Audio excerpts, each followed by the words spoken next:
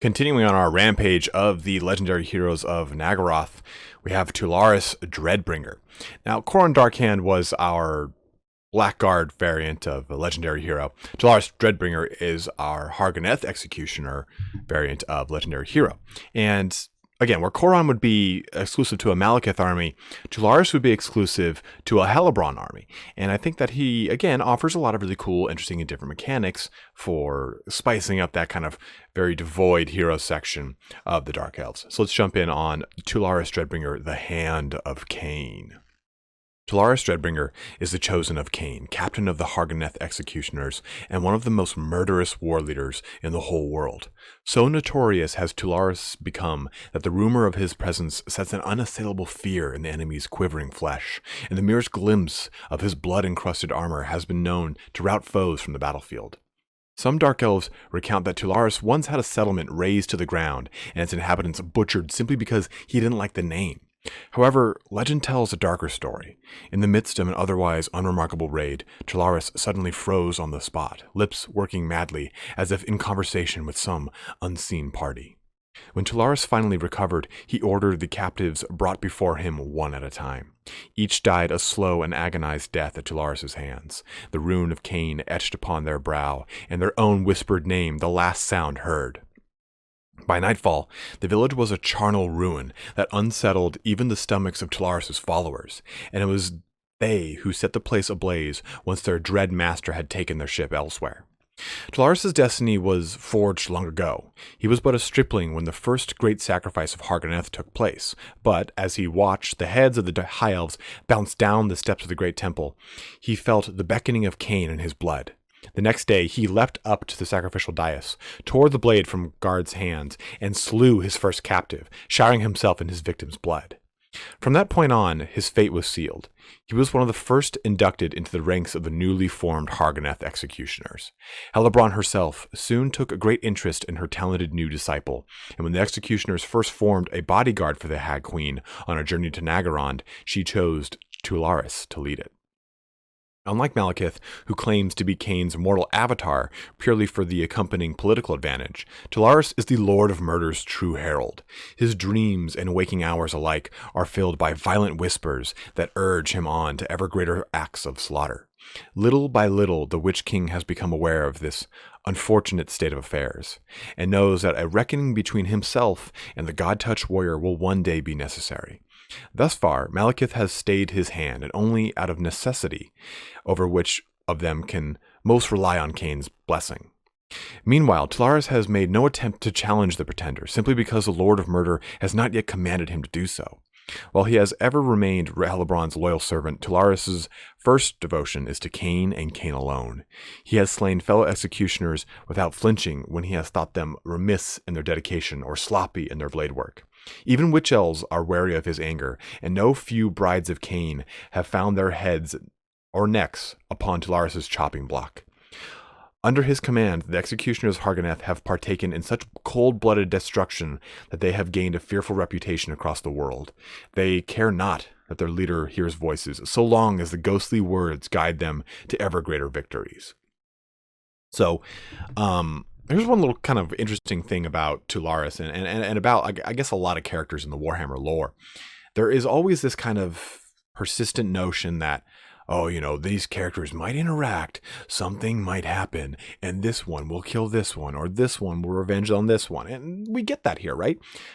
We get this kind of tension between Malekith and Tularis, how Tularis might be the one that ends up killing Malekith because that Cain says so. And we get this so much in the lore. And I think that it's kind of disappointing that in the end times, we never really got to see a lot of these kind of relationships come to fruition. We never saw this kind of motion or moment when Tularis and Malekith kind of look at each other. Malekith now the Eternity King, and Tularis Dreadbringer still the Herald of the Lord of Murder, kind of saying, it's time. The word has come from on high. I got the call from Uncle Joey. Time to get whacked. But it's not like that. In the end times, Tularis Dreadbringer dies pretty uneventfully. He dies during the Battle of Reaver's Mark alongside Malice Darkblade. So, sorry about that. I'm just dying here today. But we get these kind of the end times kind of ties a really weird button on a lot of those characters that kind of have a really cool kind of connection in their lore, and it's very unfortunate in my mind. But let's jump back to, I guess, the gist of what we're talking about here in the special rules, the magic items of Tularis. Now, special rules are the same thing that you would have for a Hargoneth Executioner. Always strikes first, fear, hatred towards elves, killing blow, and murderous prowess. Now, he also has another special rule called Kane's Sacred Slaughterer. Tularis Dreadbringer and all models in his unit have the Frenzy special rule. Now, we've seen Blades, or the Defenders of the Blood Queen, or the Regiment of Renown unit for the Hargoneth Executioners, and how they give a Guardian passive. Now, what if he was able to grant Frenzy in an aura around him, or a very small aura, or he had a similar mechanic like the Death Hag does, where it can target a unit and trigger Frenzy with them? I think that would be kind of interesting, Rampage, I think it is. I can't remember off the top of my head, but either way, giving him an ability that he can actually imbue Frenzy into a unit, either for the duration of the battle, like whenever you trigger it, or until like on a set time, like, okay, this is like going to only last for about 35 seconds, whatever it is. I think that would be kind of an interesting mechanic here for Tularis, and I think it'd be a lot of fun, because Frenzy is a very powerful mechanic in Total War Warhammer, and to have it added into the game on a kind of activatable ability would be pretty interesting, and it fit very much so into the kind of essence of Tularis Dreadbringer here, this master of the Hargoneth Executioners. He does have a magic item called the First Drake, Draich. It's the name of the weapon that all executioners carry. Drake, whatever you want to call it, Draish, whatever. This weapon claimed the first victim during the great sacrifice that led to the creation of the executioners, and has thirsted for blood ever since. And this gives him a +2 to his strength, but also always strike last. The way that the mechanic worked in Tabletop is if you had always strike last, then if you had the special rule always strike first, and something gave you always strike last, then you would simply just attack at your initiative. He still has initiative of 7, so he attacked first almost all the time. So he's a pretty big beast in that regard. Now, how would this be incorporated? I think that AP and anti-infantry have to be already included on this character. He is a Hargoneth Executioner. That kind of comes with the territory. Now, giving him Killing Blow, or Heroic Killing Blow now, would be really in line with how this weapon works and how his whole entire lore works. So I think that would fit very well with Tularis. But again, this kind of comes around to, how would we incorporate these legendary heroes?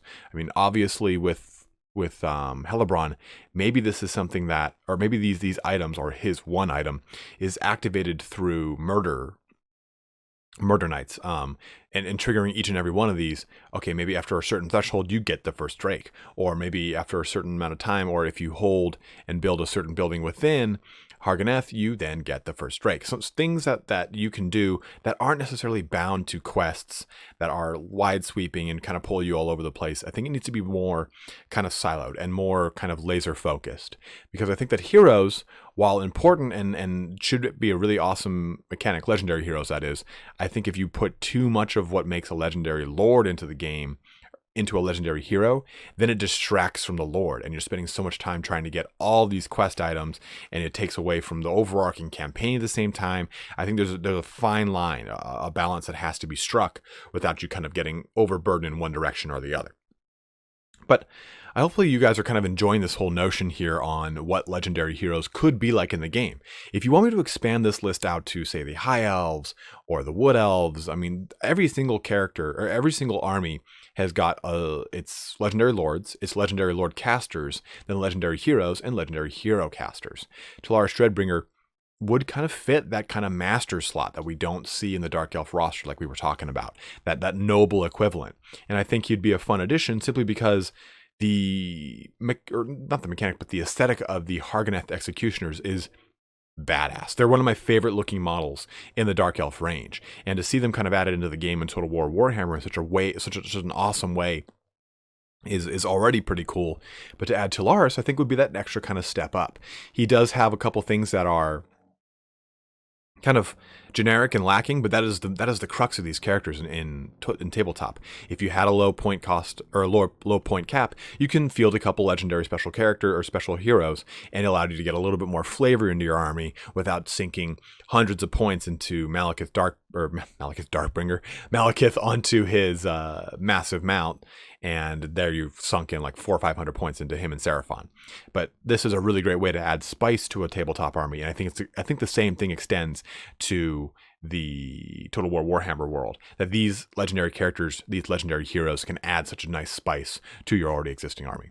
But as always, guys, thanks so much for watching here today.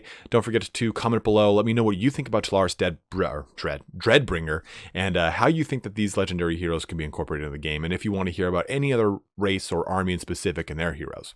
But as always, have a good one. Take care. Don't forget to comment below, all that kind of action. Take care, guys.